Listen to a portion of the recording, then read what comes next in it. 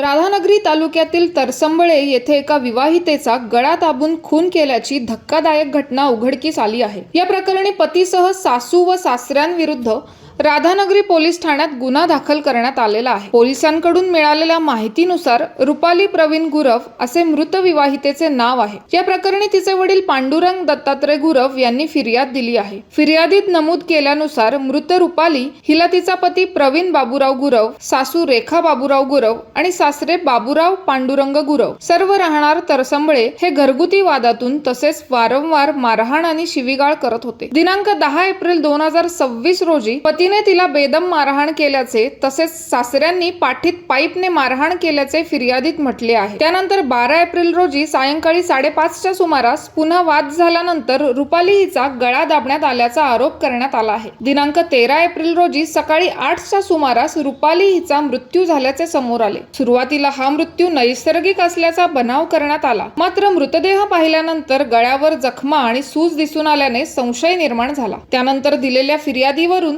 पोलिसांनी गुन्हा दाखल केलेला आहे। या प्रकरणी भारतीय न्याय संहितेच्या कलम 103/1, 85, 118/1, 115/2, 151/2 आणि 3/5 अन्वये गुन्हा नोंद करण्यात आला असून पुढील तपास पोलीस निरीक्षक सचिन सूर्यवंशी करीत आहेत। राधानगरी प्रतिनिधी मिलिंद कांबळे। डॉक्टरांनी ऍडमिट होण्याचा सल्ला दिलाय, पण स्पेशल रूम परवडत नाही। मग टेन्शन घेऊ नका।